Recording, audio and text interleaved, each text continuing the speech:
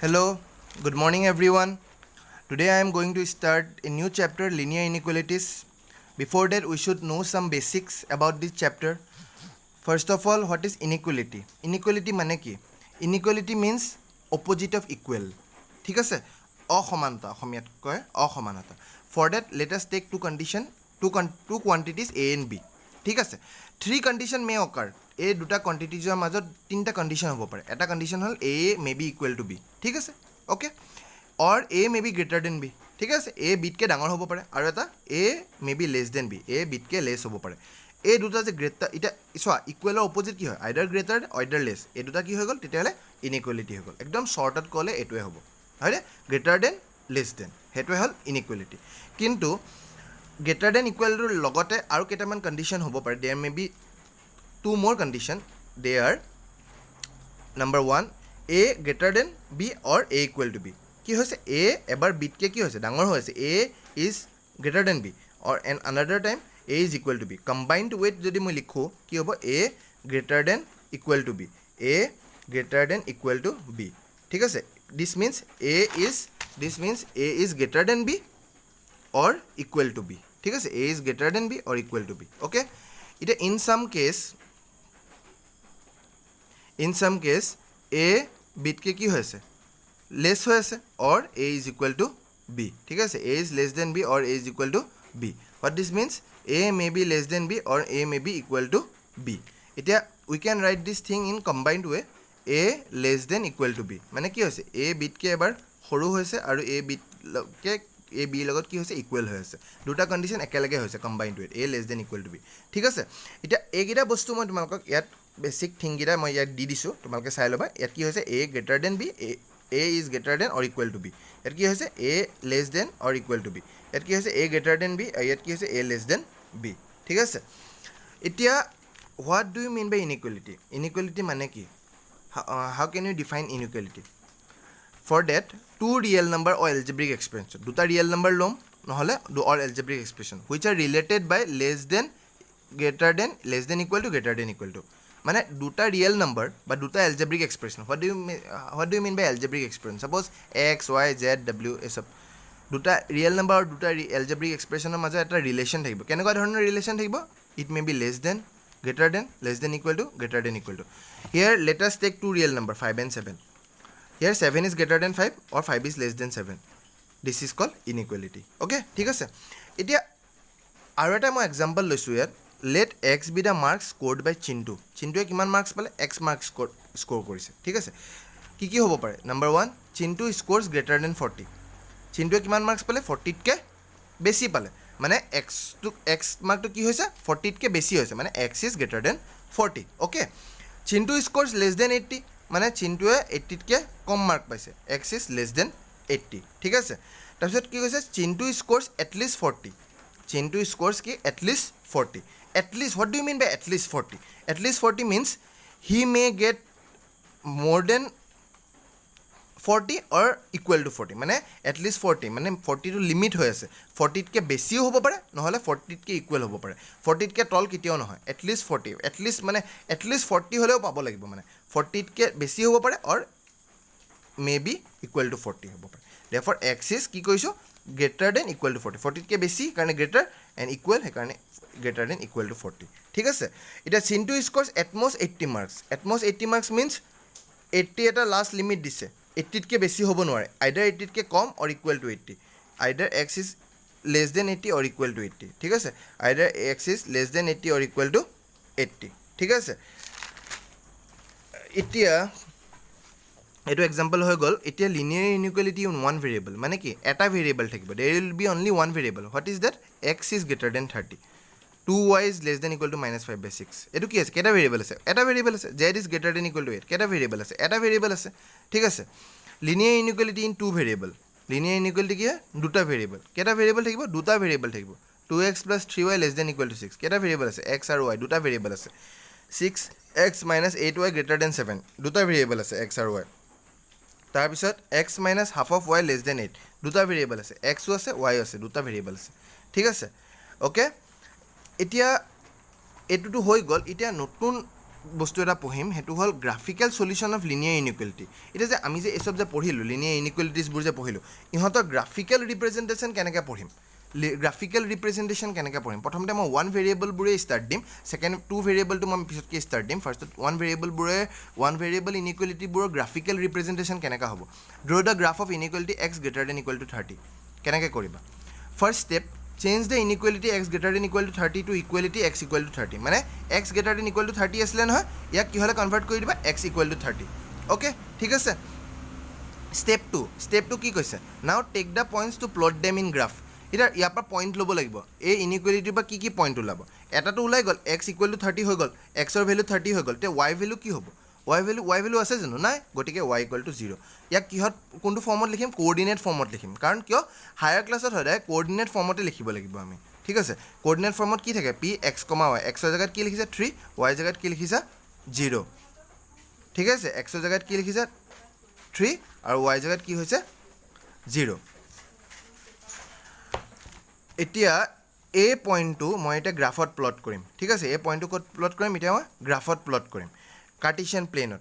কোনটো point P3,0 এক্সটো কি হয় 3 ৱাইটো কি হয় 0 তাৰ কাৰণে মই গ্ৰাফডাল আঁকি ল'লোঁ এক্স ৱাই প্লেনটো আঁকি ল'লোঁ তোমালোকে এইটো পাইছা এইটো হ'ল এক্স এক্সিছ এডাল হ'ল ৱাই এক্সিছ পইণ্টখিনি এক্স এক্সিছৰ ফালে পজিটিভ পইণ্টকেইটা লিখি লৈছোঁ আৰু ৱাই এক্সিছৰ এইপিনে ৱাই এইপিনে পজিটিভ পইণ্টকেইটা লিখিছোঁ এতিয়া মই কেনেকৈ প্লট কৰিম কোনটো প্লট কৰিবলৈ কৈছে 3,0 কেনেকৈ হ'ব 1 2 3 ঠিক আছে 0 আছে জানো নাই 0 নাই সেইকাৰণে এইখিনিতে ষ্টপ হৈ যাব P3,0 ঠিক আছে এতিয়া লাইনডাল কেনেকৈ হ'ব লাইনডাল কোনফালে আঁকিব ডাইৰেক্ট এপিনেদি হ'ব it will be pass through this point okay it will be pass through this point ইয়াৰ যদি লাইন আঁকা কাৰণ এইটো পইণ্ট দি পাছ হৈ যাব এতিয়া মোক এটা কথা কয় ইয়াত মেইন কথাটো হ'ল ইয়াত এক্স কি হৈ আছে গ্ৰেটাৰ দেন ইকুৱেল টু 30 হৈ আছে গ্ৰেটাৰ দেনো হৈ আছে ইকুৱেলো হৈ আছে আৰু যেতিয়া গ্ৰেটাৰ দেন ইকুৱেল টু থাকে বা লেছ দেন ইকুৱেল টু থাকে তোমালোকে ডাইৰেক্ট লাইনডাল আঁকি দিবা বুজি পাইছে নাই তোমালোকে ডাইৰেক্ট লাইনটো আঁকি দিবা ইয়াত ডাইৰেক্ট লাইন হা ডাইৰেক্ট লাইন আঁকি দিবা মানে ঠিক আছে আৰু যদি in case x greater than 30 থকাহেঁতেন হা if in another case if it would be x greater than 30 or x directly less than 30 what is this x is strictly greater than 30 x strictly কি হৈছে strictly ডাঙৰ হৈ আছে তেতিয়াহ'লে কি হ'ব it will be dotted line this thing will be dotted line this whole line will be dotted line okay ঠিক আছে এতিয়া ইয়াত x greater than equal to থাকিলে কি হয় if the expression is x is greater than equal to 30 then the line will be complete line if x is greater than 30 or x is less than 30 then it will be dotted line okay then it will be dotted line ঠিক আছে মই এতিয়া তোমালোকক ভালছে বুজাই দিছোঁ এতিয়া মই কাৰণে কি আঁকিছোঁ ইয়াত x is greater than equal to 30 x direct line আঁকিছোঁ ঠিক আছে এতিয়া নেক্সট পইণ্টটো কি হৈছে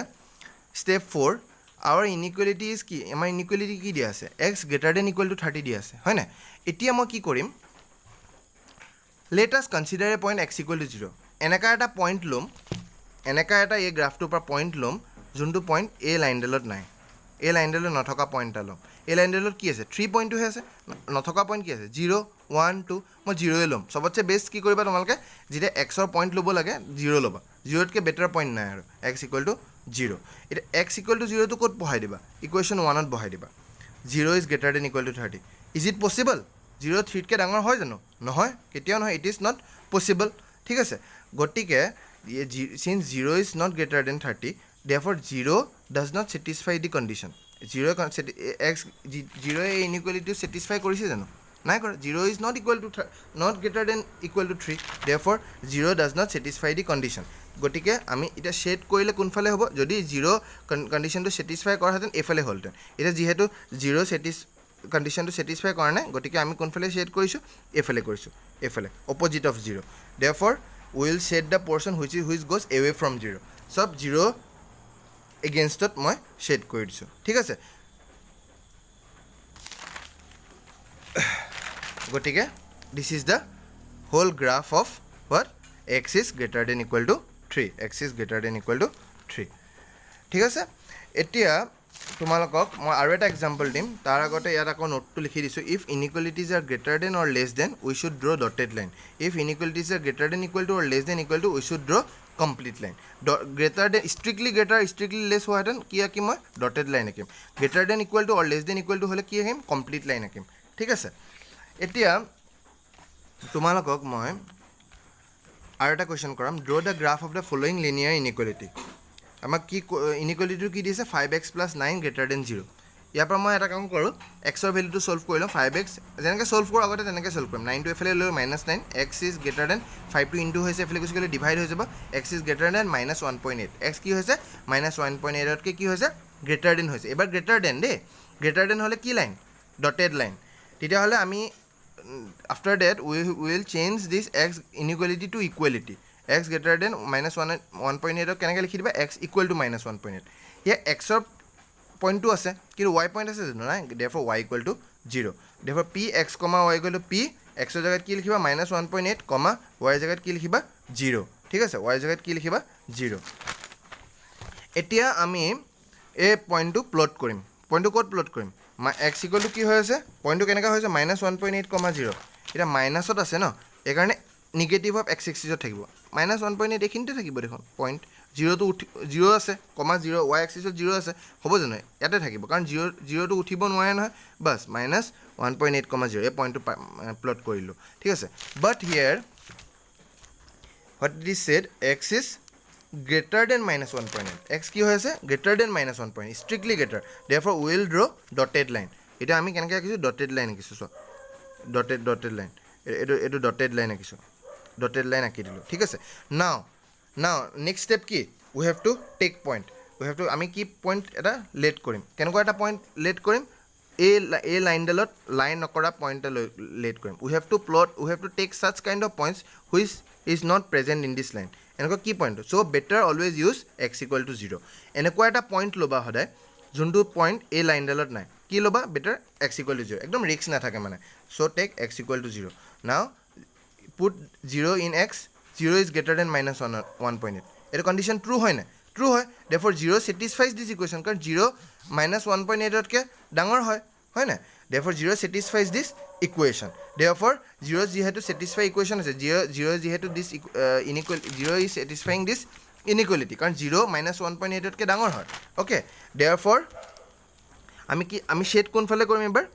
0 ফালে কৰিম চোৱা আমি শ্বেড কোনফালে কৰিছোঁ 0 ফালে কৰিছোঁ যদি 0 কণ্ডিশ্যনটো ছেটিছফাই নহ'লহেঁতেন যদি 0 লেছ দেন হ'লহেঁতেন তেতিয়া কোনফালে কৰিলোহেঁতেন শ্বেডটো অপজিট ছাইডে কৰিলোহেঁতেন 0ৰ এগেইনষ্টত কৰিলোঁ কিন্তু 0 কণ্ডিশ্যনটো ছেটিছফাই কৰিছে গতিকে 0 ফালে আমি শ্বেড কৰিছোঁ ঠিক আছে this is the complete graph of this inequality কাৰণ এই কুৱেশ্যনটোত চোৱা ইয়াৰ আগৰ কুৱেশ্যনটোত চোৱা look at the other question 0 is greater than equal to 3 is it possible no' therefore we are shading the portion that is against 0 okay thank you